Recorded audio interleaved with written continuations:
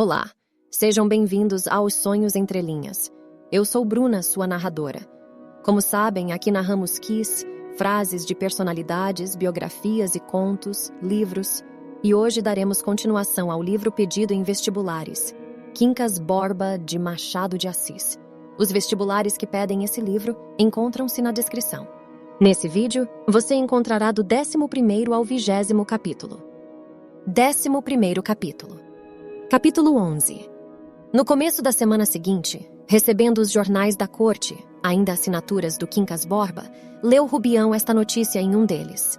Faleceu ontem o senhor Joaquim Borba dos Santos, tendo suportado a moléstia com singular filosofia. Era homem de muito saber e cansava-se em batalhar contra esse pessimismo amarelo e enfesado que ainda nos há de chegar aqui um dia. É a moléstia do século.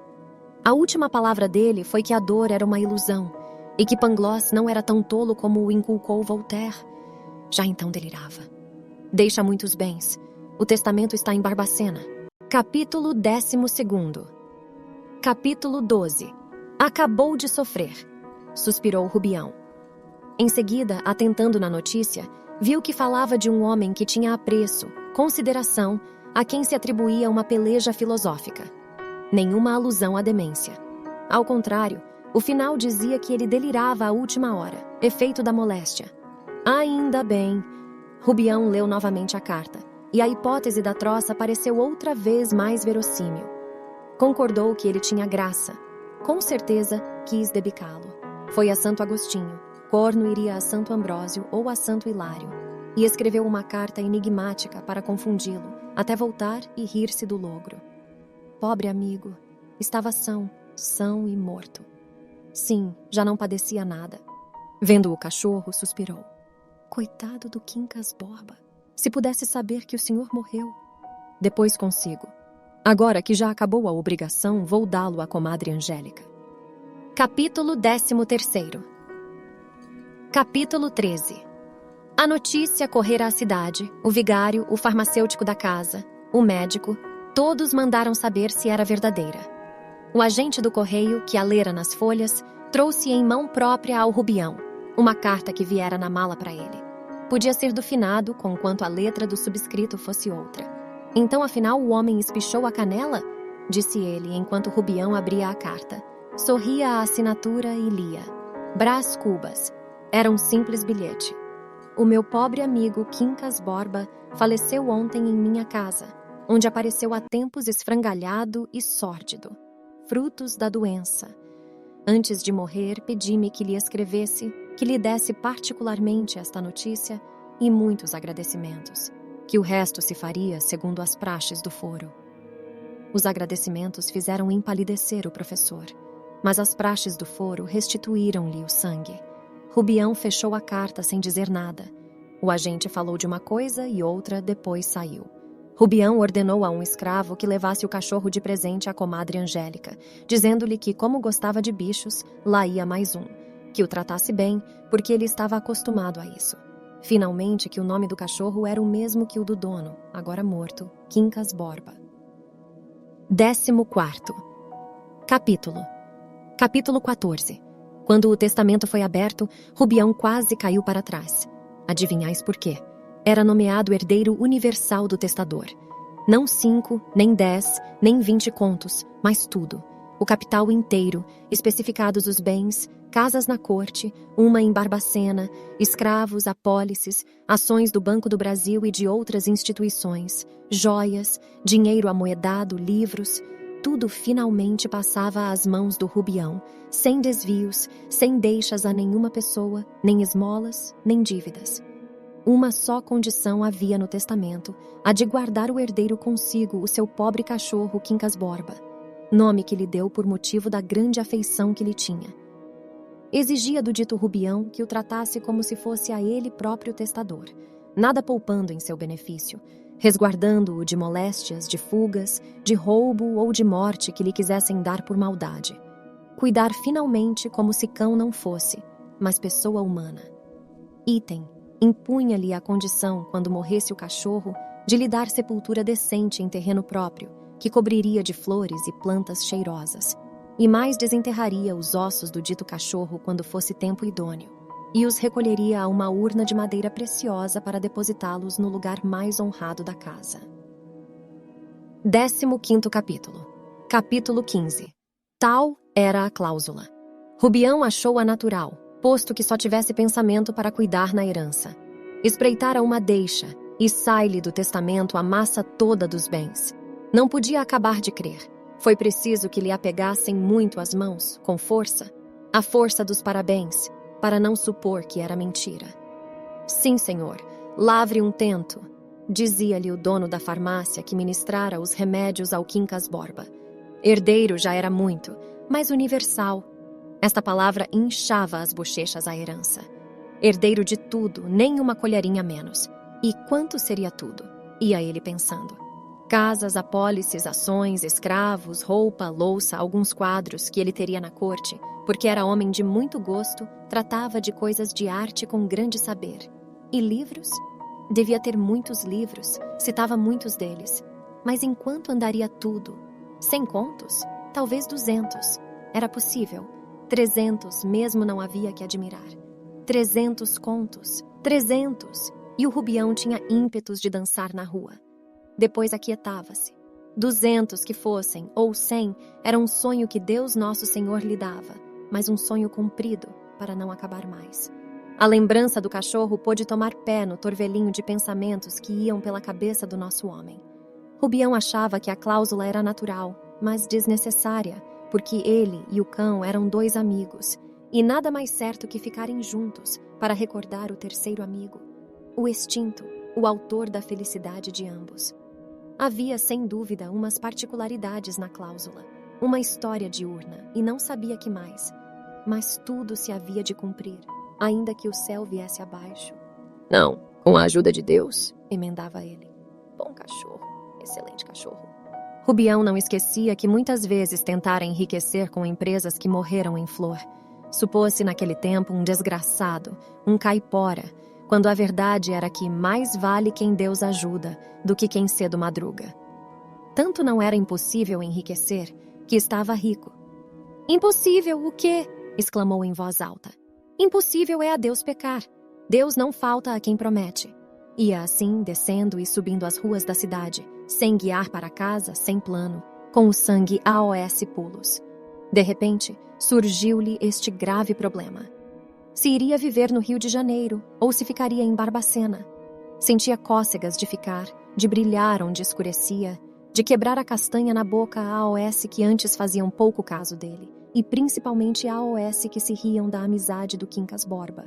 Mas logo depois, vinha a imagem do Rio de Janeiro, que ele conhecia com os seus feitiços, movimentos, teatros em toda a parte, moças bonitas, vestidas à francesa. Resolveu que era melhor, podia subir muitas e muitas vezes à cidade natal. 16º capítulo. Capítulo 16. Quincas, Borba, Quincas, Borba. Quincas, Borba, bradou entrando em casa. Nada de cachorro. Só então é que ele se lembrou de havê-lo mandado dar à comadre Angélica. Correu à casa da comadre, que era distante. De caminho acudiram-lhe todas as ideias feias, algumas extraordinárias. Uma ideia feia é que o cão tivesse fugido. Outra extraordinária é que algum inimigo, sabedor da cláusula e do presente, fosse ter com a comadre, roubasse o cachorro e o escondesse ou matasse. Neste caso, a herança. Passou-lhe uma nuvem pelos olhos. Depois começou a ver mais claro. Não conheço negócios de justiça, pensava ele, mas parece que não tenho nada com isso. A cláusula supõe o cão vivo ou em casa. Mas se ele fugir ou morrer, não se há de inventar um cão, logo a intenção principal, mas são capazes de fazer chicana aos meus inimigos. Não cumprida a cláusula.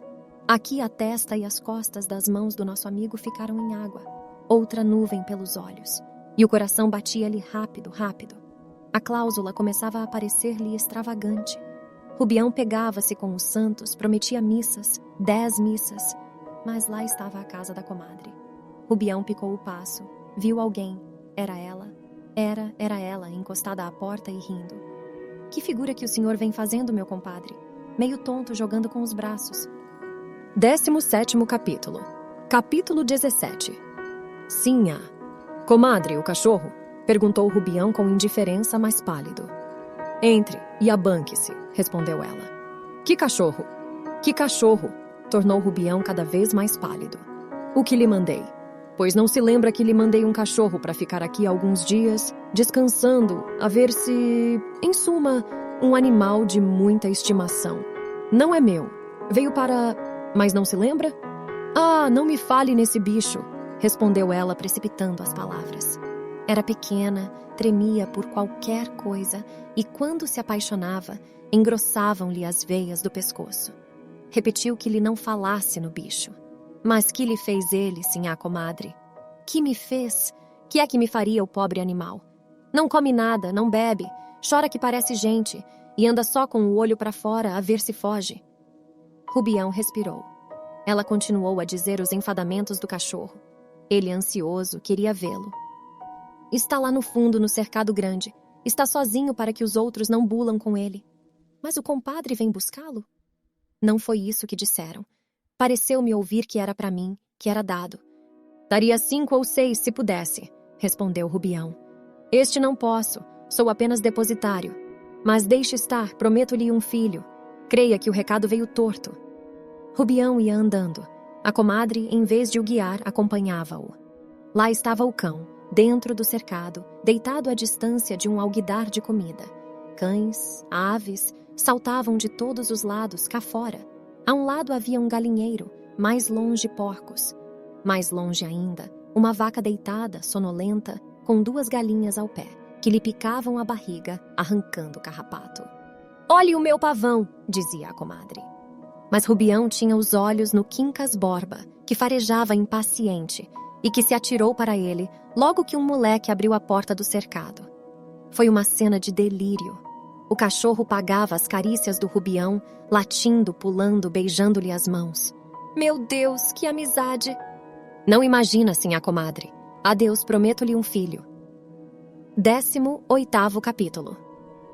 Capítulo 18. Rubião e o cachorro, entrando em casa, sentiram, ouviram a pessoa e as vozes do finado amigo. Enquanto o cachorro farejava por toda a parte, Rubião foi sentar-se na cadeira onde estivera quando Quincas Borba referiu a morte da avó com explicações científicas.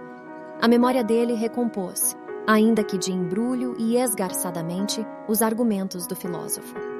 Pela primeira vez, atentou bem na alegoria das tribos famintas e compreendeu a conclusão. Ao vencedor, as batatas. Ouviu distintamente a voz roufenha do finado expor a situação das tribos, a luta e a razão da luta, o extermínio de uma e a vitória da outra, e murmurou baixinho. Ao vencedor, as batatas. Tão simples, tão claro. Olhou para as calças de brim surrado e o rodaque cerzido, e notou que até há pouco fora, por assim dizer, um exterminado, uma bolha. Mas que ora não, era um vencedor. Não havia dúvida. As batatas fizeram-se para a tribo que elimina a outra a fim de transpor a montanha e ir às batatas do outro lado. Justamente o seu caso. Ia descer de Barbacena para arrancar e comer as batatas da capital.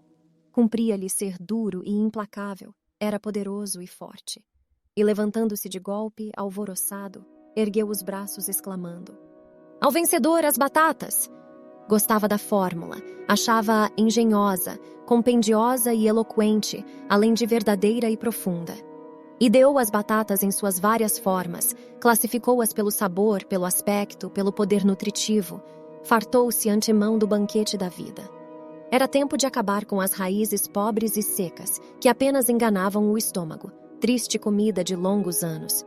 Agora o farto, o sólido, o perpétuo, comer até morrer, e morrer em colchas de seda, que é melhor que trapos. E voltava à afirmação de ser duro e implacável, e à fórmula da alegoria. Chegou a compor de cabeça um sinete para seu uso, com este lema: Ao vencedor, as batatas. Esqueceu o projeto do sinete, mas a fórmula viveu no espírito de Rubião por alguns dias. Ao vencedor, as batatas. Não a compreenderia antes do testamento. Ao contrário, vimos que a achou obscura e sem explicação. Tão certo é que a paisagem depende do ponto de vista, e que o melhor modo de apreciar o chicote é ter-lhe o cabo na mão. 19º capítulo. Capítulo 19. Não esqueça dizer que Rubião tomou a si mandar dizer uma missa por alma do finado, embora soubesse ou pressentisse que ele não era católico. Quincas Borba não dizia pulices a respeito de padres, nem desconceituava doutrinas católicas. Mas não falava nem da igreja nem dos seus servos. Por outro lado, a veneração de humanitas fazia desconfiar ao herdeiro que essa era a religião do testador. Não obstante, mandou dizer a missa considerando que não era ato da vontade do morto, mas prece de vivos. Considerou mais que seria um escândalo na cidade se ele, nomeado herdeiro pelo defunto, deixasse de dar ao seu protetor os sufrágios que não se negam aos mais miseráveis e avaros deste mundo. Se algumas pessoas deixaram de comparecer para não assistir à glória do Rubião, muitas outras foram, e não da ralé, as quais viram a compunção verdadeira do antigo mestre de meninos. 20º capítulo. Capítulo 20. Regulados. Os preliminares para a liquidação da herança, Rubião tratou de vir ao Rio de Janeiro, onde se fixaria logo que tudo estivesse acabado. Havia que fazer em ambas as cidades, mas as coisas prometiam correr depressa. Aqui encerra-se esse vídeo. Se gostou, se inscreva para não perder nenhum capítulo. Deixe seu like para nos ajudar e compartilhe para ajudar alguém que você conhece que precisa saber desse vídeo. Obrigada por nos acompanhar. Até o próximo vídeo com mais capítulos de Quincas Borba.